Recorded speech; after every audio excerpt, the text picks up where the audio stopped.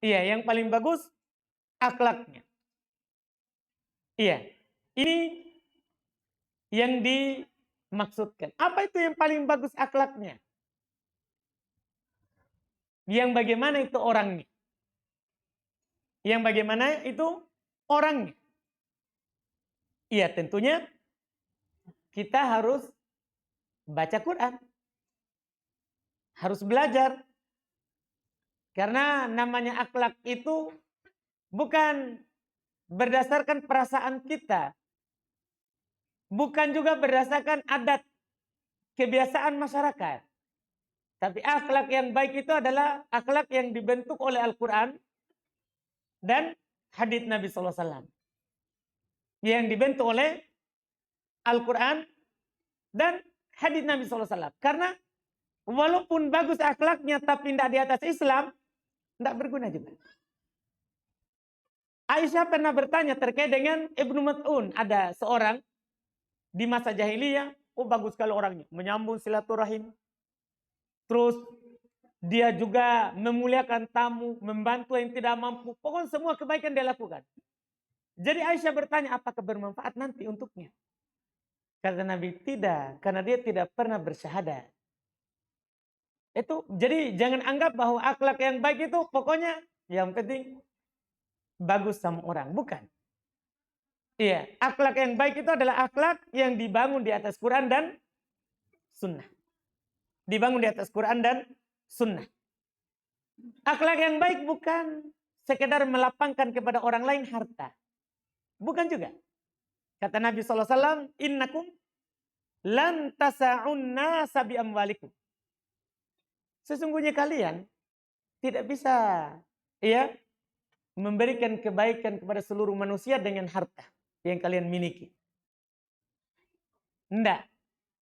Dengan apa? Kata Nabi, walakin yasa'uhum minkum bastul wajhi wa husnul khuluq.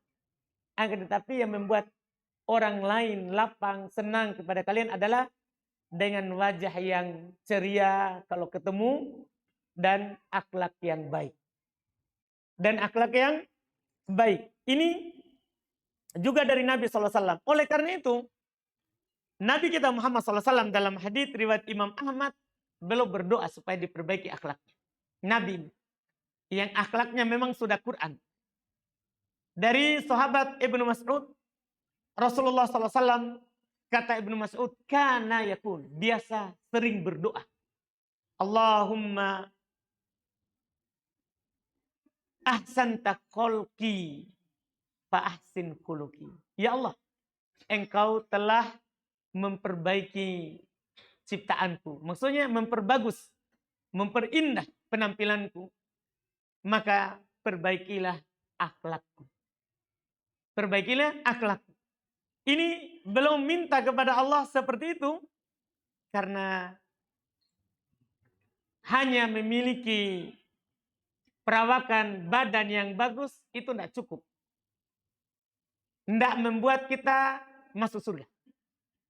Memiliki keturunan nasab yang mulia tidak bisa kita jadikan sebagai penghalang atau yang bisa mempercepat nanti hisab kita di hari kiamat. Tidak. Tidak seperti itu dalam agama. Nilainya. Karena Allah tidak melihat kepada penampilan kita. Tidak. Innallaha la yandur ila suwarikum. Allah tidak melihat kepada bentuk ciptaannya kalian. Penampilan kalian. Itu tadi yang Nabi bilang, ya Allah, engkau telah memperbaiki ciptaanku. Engkau telah memperbaiki penampilanku. Karena Allah belum dah cukup ke situ. Lanjut, perbaiki akhlak. Karena kenapa? Yang dilihat itu akhlak. Yang dilihat itu adalah akhlak. Makanya Nabi bilang, walakin yanzur ila qulubikum. Akan tetapi Allah melihat kepada hati kalian. Hati ini memang dia di dalam. Tapi akan menggambarkan ya, apa yang di dalam itu oleh wajah yang kita punya. Oleh wajah yang kita punya. Karena disebutkan oleh para ulama, wajah ini adalah sofahat al-qulub. Wajah ini lembarannya hati bagian luar. Kalau hati kita baik, wajah itu akan baik. Tapi kalau hati kita buruk walaupun wajah bagus, baik, maka itu akan jelek. Maka itu akan jelek. Makanya Nabi berdoa, engkau telah memperbaiki bentuk badanku, perbaiki akhlakku. Ini yang dimintakan oleh Nabi kita Muhammad sallallahu alaihi wasallam. Dan ini menjadi penting. Kita kan sudah tahu dia sebab masuk surga. Kita tahu kenapa dia menjadi sebab masuk surga? Karena dia adalah yang paling berat nanti di timbangan. Ketika kita ditimbang nanti amalannya, yang paling berat adalah akhlak mulia. Dari hadits Abu Darda yang diriwayatkan oleh Imam Abu Daud dan yang lainnya, kata Nabi kita Muhammad sallallahu alaihi wasallam, "Ma min syai'in athqalu fil mizani min husnil khuluq." Tidak ada sesuatu apapun yang lebih berat, yang paling berat nanti di timbangan pada hari kiamat daripada berakhlak mulia. Daripada berakhlak dengan akhlak yang baik. Bahkan orang yang paling sempurna keimanannya adalah orang yang paling bagus akhlaknya. Yang paling bagus akhlaknya. Dalam hadis yang diriwayatkan oleh Imam Tirmidzi juga, Nabi SAW ya, beliau menegaskan akmalul mu'minina imanan ahsanuhum khuluqa. Orang yang paling sempurna keimanan dari orang yang beriman adalah yang paling bagus akhlaknya. Apalagi terhadap keluarganya. Orang dekat dengannya, istrinya. Makanya Nabi sambung hadisnya, wa khairukum linisa'ihim. Orang yang paling baik di antara kalian adalah orang yang paling baik terhadap istrinya. Ada sebagian orang baik di luar sama temannya.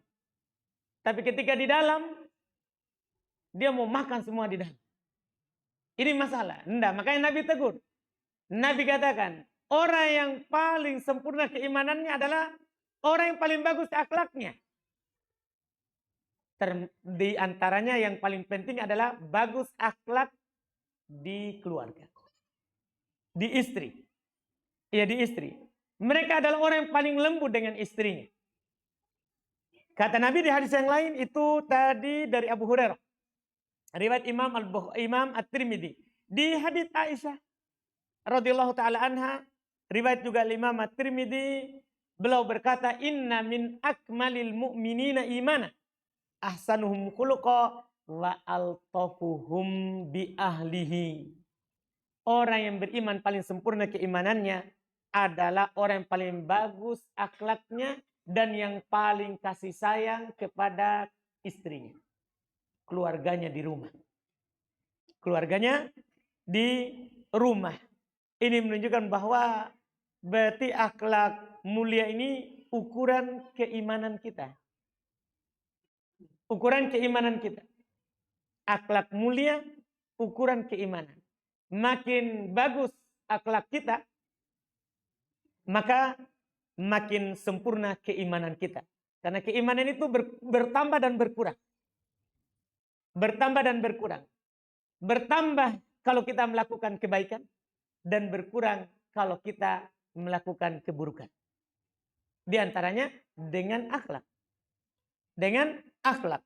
Ini yang Nabi kita Muhammad sallallahu alaihi wasallam sebutkan. Ia dalam hadis beliau ini. Bahkan dengan ini kita dijamin nanti masuk ke dalam surga. Dengan ini kita dijamin masuk surga. Sebagaimana dalam hadis yang kita baca tadi. Yang kita baca tadi. Bahkan bukan surga biasa. Surga yang paling tinggi. Karena ada hadis dari Abu Umamah. Riwayat Imam Abu Daud radhiyallahu rahimahullahu taala, Nabi SAW bersabda, ana za'imun bi baitin fi a'lal jannah. Saya jamin dengan rumah yang ada di a'lal jannah, di surga yang paling tinggi. Saya jamin dengan rumah yang menjamin Nabi. Saya jamin dengan rumah yang paling tinggi di surga yang paling tingginya. Bagi siapa? Liman hassana khuluqah. Bagi orang yang berusaha memperbaiki akhlaknya. Hassana, ada perjuangannya. Dia berusaha, karena sebagian orang kadang ada yang lahir memang dengan akhlak yang bagus, ada juga enggak, dipelajari. Karena innamal hilm bittahallum. Bersikap santun itu dengan belajar bersikap santun. Bisa dengan belajar. Walaupun ada juga memang orang, dia sudah seperti itu. Sudah bagus akhlaknya, dari lahir dia lahir dengan itu. Tapi bagi yang belum punya, bisa dipelajari. Bagaimana cara mempelajarinya? Tidak ada yang bisa menundukkan kita kecuali Quran dan hadis. Kalau kita ada yang mengatakan, saya bisa berakhlak bagus kalau itu yang suruh. Tidak bisa, itu mungkin karena kita takut saja. Takut kekuatannya, takut kedudukannya, itu saja. Makanya kita paksakan bagus. Tapi Quran dan hadis itu akan menundukkan hati kita. Makanya para ulama rahimahumullah ta'ala menjelaskan, kekuatan Quran dan sunnah itu dia kekuatan yang akan menundukkan hati. Sementara kekuatan para penguasa dan pemimpin itu kekuatan dengan tangan dan pedang.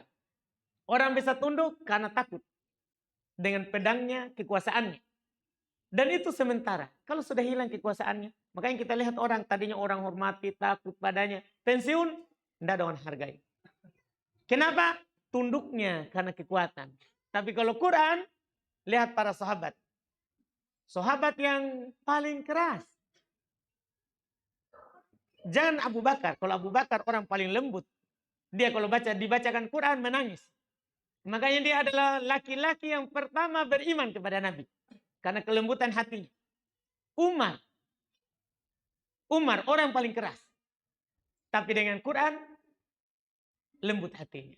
Jubair bin Mut'im tidak mau masuk Islam. Tapi pernah dia lewat Nabi lagi sholat maghrib. Dia lewat, tidak sengaja. Nabi baca salah satu ayat di surat Tur. Dia bilang, kada qalbi yatir. Hampir hatiku terbang. Dengan satu ayat. Yaitu ayat, am khuliqu min ghairi syai'in am humul khaliqun. Apakah mereka itu manusia ada tiba-tiba atau ada yang mengadakannya? Itu pertanyaan dari Allah. Ketika mendengar itu, masa saya ada sendiri? Pasti ada yang mengadakan saya. Allah, masa saya tidak beriman, tidak percaya begini? Langsung dia beriman. Hatinya terbang. Gara-gara satu ayat. Inilah dibilang Quran. Makanya akhlak yang baik itu adalah akhlak yang dibangun oleh Quran. Yang dibangun oleh hadits Nabi Sallallahu Alaihi Wasallam. Bukan dibangun dengan pedang, bukan dibangun dengan kekuatan tangan. Bukan semua itu.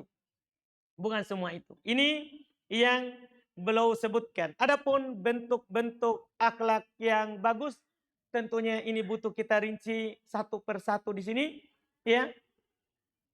terkait dengan hal tersebut. Di sini penulisnya dikatakan beliau sebutkan di antara akhlak yang bagus adalah birrul walidain. Akhlak yang bagus orang berbuat baik kepada kedua orang tuanya. Di antara yang akhlak yang bagus adalah di sini beliau katakan silatul arham. Kalau dia orang yang menyambung silaturahim. Akhlak yang bagus adalah rahmatul ayal. Dia kasih sayang terhadap keluarganya. Yang menjadi kewajiban yang dia biayai. Di antara akhlak yang baik adalah bir lil jar. Berbuat baik kepada tetangga. Di antara akhlak yang baik adalah menjaga hukuk al-ukhuwal imaniyah, menjaga hak sesama saudara yang seiman dengan kita.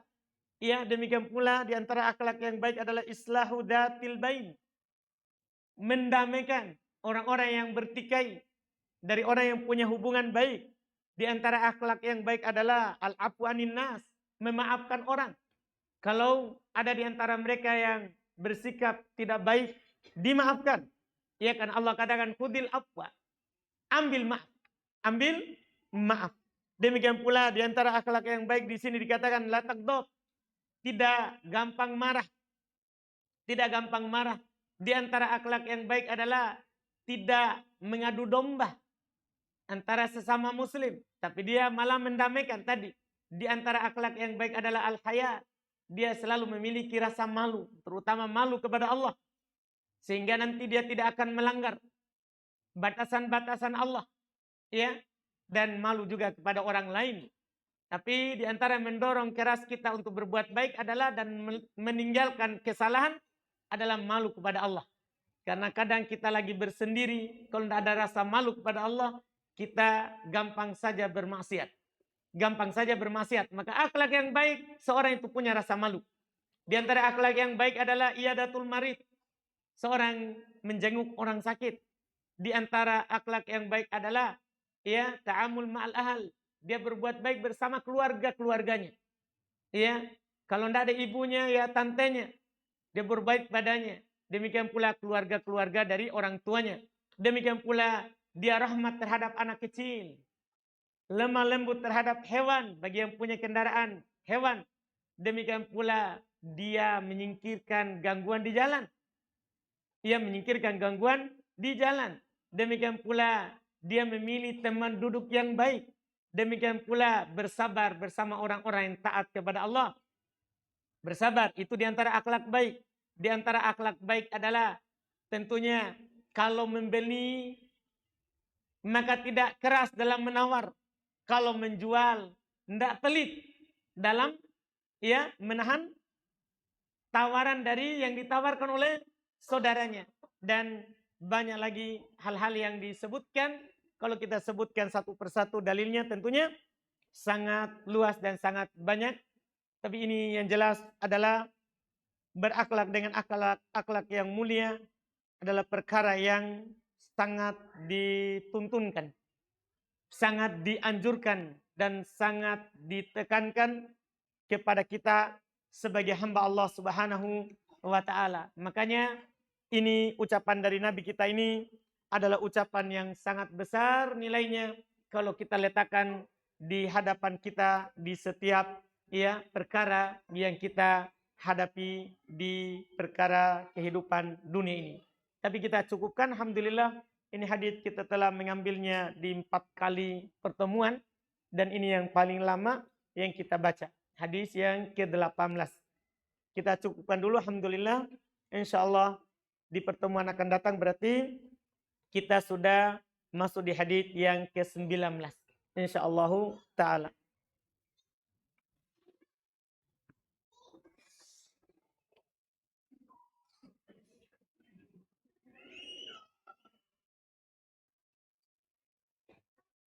Di sini ada pertanyaan, Ustadz. Saya mau bertanya, misalnya sholat batal, apakah bisa diulang? Wajib. Iya. Kalau sholat kita batal, wajib kita ulang. Bukan bisa, wajib. Iya, tidak hilang kewajiban kita kalau tidak ulang. Kalau sholat wajib, kalau sholat sunnah, sunnah juga kita ulang. Kalau sholat wajib, wajib kita ulang.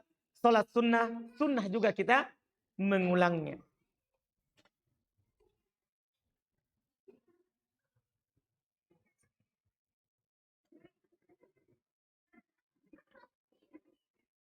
Sini ada pertanyaan, Ustadz.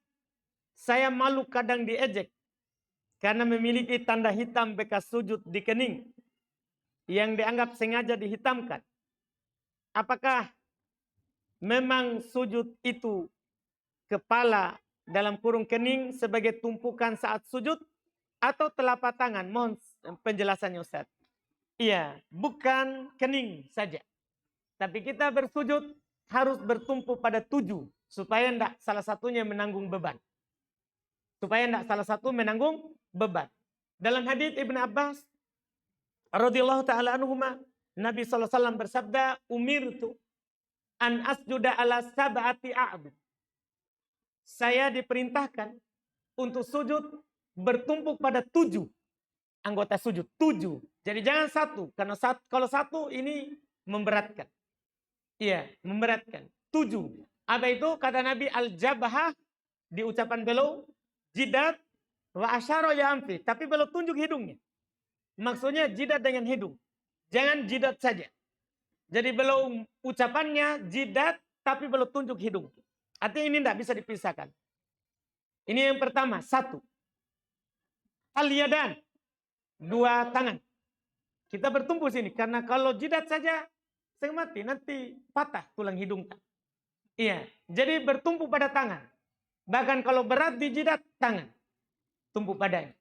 Iya, makanya tangan itu sunnah. Letak tangannya Nabi SAW itu di antara 2 muka.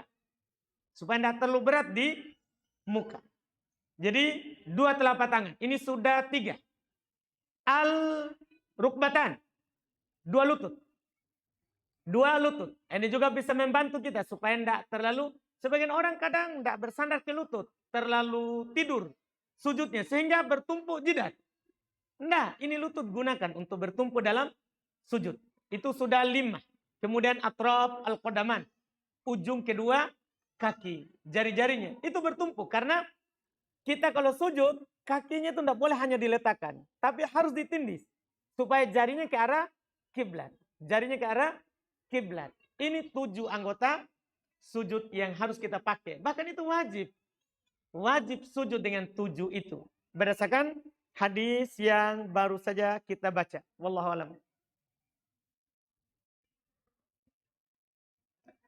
Tadi katanya dikatakan bahwa orang yang paling baik akhlaknya adalah yang paling lembut kepada istrinya.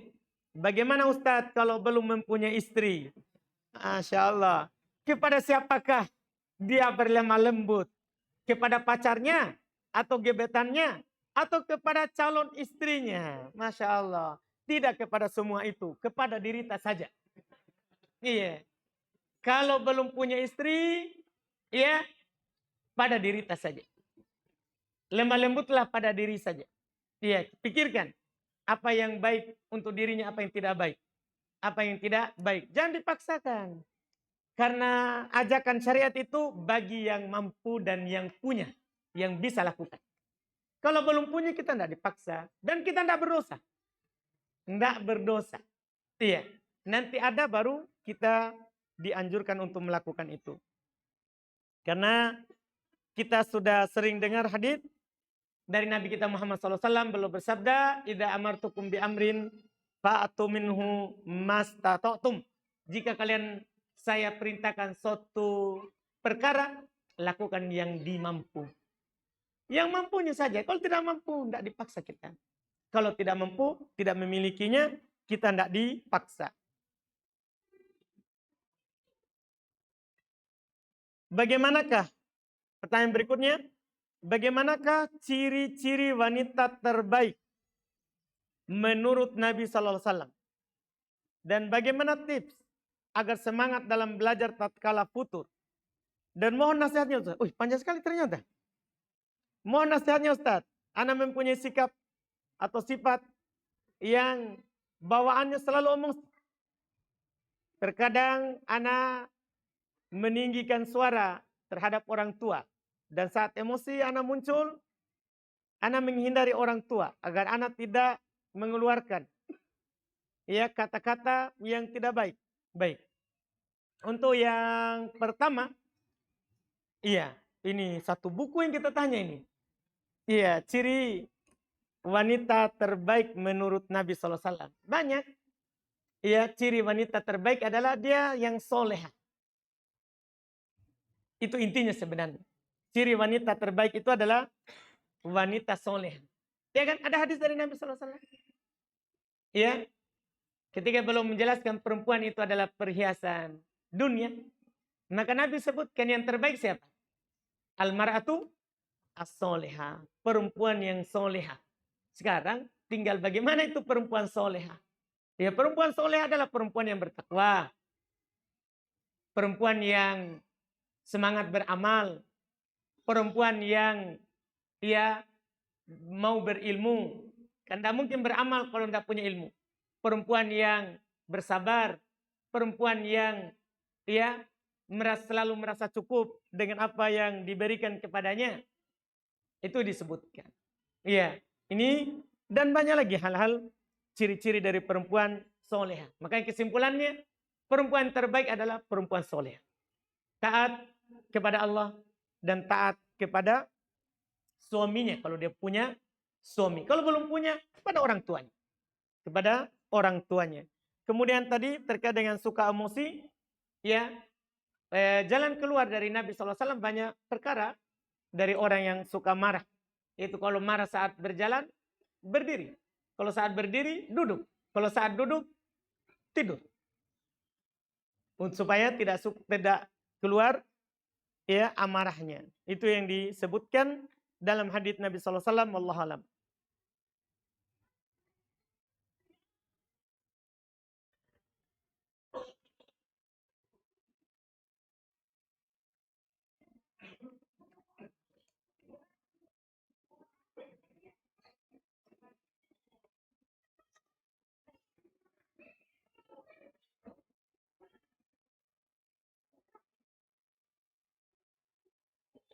Ini ada katanya doa hadis Allah Rabbi la apa ini? La tukus bihi. Apa ini? Saya. Maksudnya itu apa? Siapa punya hadis ini? Dikir saat kita kesusahan. Allahu Rabbi la. Apa ini? Siapa punya? Siapa punya pertanyaan ini? Siapa tahu? Karena nggak tahu apa setelahnya. La tukus bihi. Apa ini? Saya. Apa ini? Siapa punya? Susah mengaku ini ya. Alhamdulillah. Dikasih hadiah ya? Supaya mengaku. Yang mengaku dikasih hadiah. Iya. Bismillah. Siapa ini punya? Dikasih hadiah. Masya Allah. Apa hadiahnya ini Pak? Minum kopi gratis. Oh, ini yang punya 52. Pokoknya kita bebas minum kopi gratis besok. Seharian gitu ya? Baik, seharian. Besok. Di Jalan Ontas itu. Iya. Wah, Masya Allah nikmat. Anda harus kopi tuh, bebas pesan apa saja di situ. Semua. Biar kue-kuenya. Kue-kuenya juga. Gimana ini? Siapa yang mau mengaku? Tidak ada ya, aduh. Batal. Bisa diganti dengan saya? Alhamdulillah.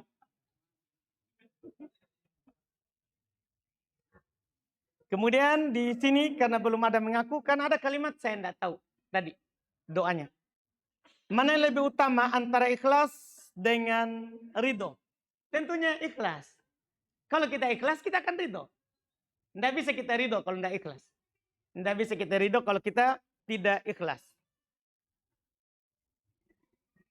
Apakah sah wudhu seseorang apabila secara sengaja maupun tidak sengaja bersentuhan kulit antara suami dan istri? Sah, tidak batal.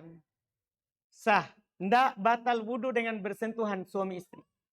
Aisyah berkata, karena Nabi SAW qabbala ba'du nisa'ihi thumma kharaja ila shalah. Nabi mencium sebagian istrinya dan keluar ke salat. Mencium istri, jangan sentuh, mencium. Istri tidak membatalkan wudhu. Saat pernah Nabi sholat malam, Aisyah tidur depannya. Karena rumah Nabi kecil, kamarnya Nabi, saat beliau turun sujud, beliau cubit Aisyah. Supaya kakinya ditekuk. Lanjut sholat. Intinya mencium istri, apalagi menyentuh, tidak membatalkan wudhu. Memang kadang kita mengatakan membatalkan wudhu, kadang kita baca ayat di surat An-Nisa itu. Ada ucapan di situ, di antara hal yang membatalkan wudhu di situ dikatakan aula mastumun nisa. Kalau kita buka terjemahan Quran, di situ dibilang atau kalian menyentuh perempuan. Itu terjemahan di bahasa kita. Tapi tafsir dari Ibnu Abbas bukan menyentuh, tapi jama'tum. Berjima. Berhubungan badan. Itu yang membatalkan wudhu. Bukan menyentuh. Karena kenyataannya Nabi mencium istrinya. Dan pergi sholat. Jadi menyentuh perempuan disepakati. Walaupun ada sedikit perselisihan yang mengatakan yang mengatakan batal dengan dalil ayat tadi, tapi pendalilannya tidak benar.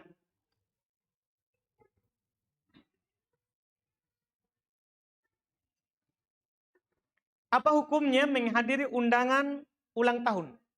Sementara undangan hukumnya wajib untuk dihadiri. Yang wajib itu undangan yang memang ada syariatnya. Seperti pernikahan. Nabi bilang aulim walau bisa. Rayakan walaupun dengan seekor kambing. Itu namanya yang wajib dihadiri. Adapun undangan ulang tahun tidak wajib kita hadiri. Tidak wajib kita hadiri. Jadi jangan masukkan di perkara yang wajib dihadiri. Bahkan ulang tahun harus kita tidak hadiri. Harus kita tidak hadiri. Karena itu adalah perkara yang tidak ada disyariatkan. Tidak ada dalam syariat melakukan ulang tahun.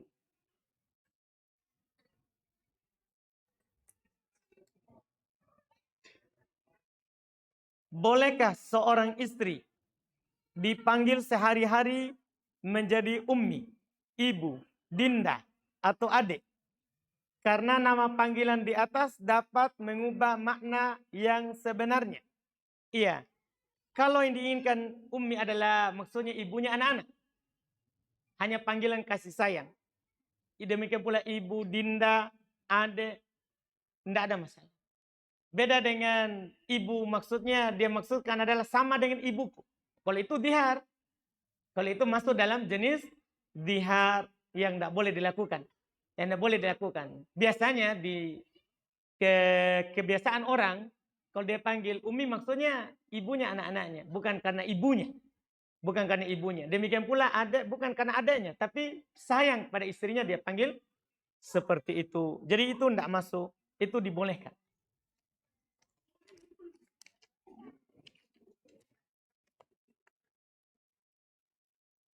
Ustadz, saya kurir, kadang sholat duha singgah di masjid. Biasanya saya sholat duha itu 4 rakaat dengan cara 2 rakaat. Bolehkah 2 rakaat pertama saya niatkan sholat sunnah wudhu, sholat tahiyat masjid, dan sholat sunnah duha? Boleh. Yang penting kita lakukan dua-dua. Kalau kita lakukan 2 berarti bisa digabungkan dengan tahiyat masjid, wudhu bisa. Yang tidak boleh itu kalau langsung 4. Kalau langsung 4 tidak boleh. Karena syarat yang boleh digabungkan adalah sama caranya dan sama hukumnya. Maksudnya sama caranya, 2 dilakukan sama. Hukum maksudnya sama-sama sunnah. Itu boleh digabungkan. Sini ada pertanyaan lagi. Jika salah satu keluarga ada yang meninggal, tapi kebanyakan keluarga besar akan mengadakan tausiah 3 malam berturut-turut. Apa yang harus kita lakukan? Kalau bisa kita nasihati. Ya, bahwa hal itu tidak perlu dilakukan. Karena sebagian ulama mengatakan bahwa itu termasuk niyah. Termasuk meratapi yang meninggal. Berkumpul untuk mayat, itu termasuk meratapinya. Dan niyah tidak boleh. Meratapi mayat tidak boleh. Kalau bisa kita lakukan, kita nasihat. Kalau tidak diterima, maka kita usahakan untuk menghindar. Kita jangan datang di saat kumpul acaranya. Kita boleh datang di waktu lain. Kalau bisa. Tapi juga kalau tidak bisa, kadang kita di rumah itu terjadi. Maka lakukan saja dengan hati yang mengingkari. Dengan hati yang mengingkari itu wallahu alam.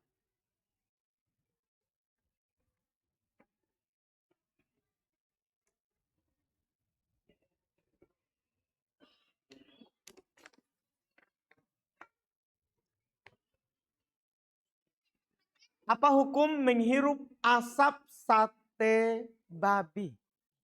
Karena di samping kantor ana penjual sate babi. Iya. Kita tidak bisa menghindar. Iya. Kalau tidak bisa sama dengan menghirup debu. Ya, kalau tidak bisa menghindar. Tapi kalau kita bisa menghindar, alhamdulillah. Tapi ini kan kantor di samping. Iya. Yang penting kita ingkari kalau kita hirup, jangan menikmati. Sampai kita nikmati, itu masuk dalam keriduan terhadap hal tersebut. Kalau kita ingkari dalam hati, itu sudah tidak masuk dalam ya hal yang terlarang. Oh, ini sudah tadi? Belum habis? Kenapa lama sekali hari ini? Alhamdulillah. Siapa tahu sudah ada yang mau mengaku tadi? Lumayan, besok bisa minum kopi. Masih tunggu itu ya, masih berlaku ya? Masih. Sampai ada mengaku. Siapa tahu dari akhwat boleh mengaku supaya besok suaminya bisa minum kopi. Alhamdulillah. Ustadz, apakah berkunjung ke rumah ibu mertua yang berada di luar kota termasuk safar? Kalau jarak safar, termasuk. Kalau jarak safar, atau dikatakan kita adalah keluar kota bersafar, masuk. Karena dia tidak peduli mau ke rumah mertua, orang tua, enggak. Yang penting kita safar. Maka masuk di hukum safar. Kalau sholat berjamaah, bolehkah sujud terakhir lama? Hampir imam salam masih sujud. Tidak boleh. Tidak boleh. Kalau kita sholat berjamaah, ada ikatannya dengan imam.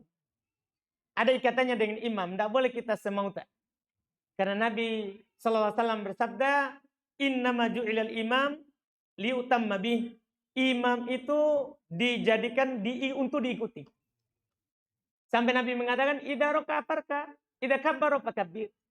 Kalau imam bertakbir, takbir. Langsung pakai fa tanpa selang waktu. Wa idza raka'a farka, kalau ruku, tanpa selang waktu. Wa idza rafa'a ra'sahu min ruku farfa. Kalau dia angkat kepalanya dari ruku, angkat tanpa selang waktu. Wa idza sajada fasjud. Kalau imam sujud tanpa selang waktu, karena semua pakai fa.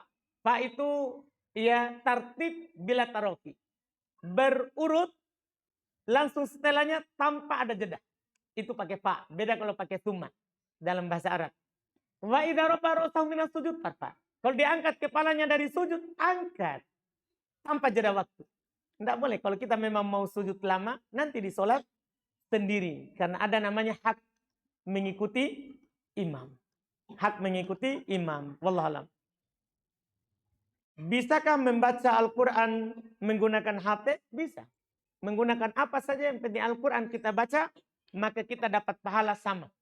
Kita dapat pahala sama. Walaupun sebagian salaf, sebagian orang-orang terdahulu dari ulama terdahulu, itu mengatakan bahwa melihat mushaf itu sunnah.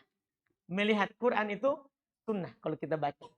Tapi namanya membaca Al-Quran lewat kulit, lewat batu ditulis, lewat papan ditulis, ya, maka sama pahalanya.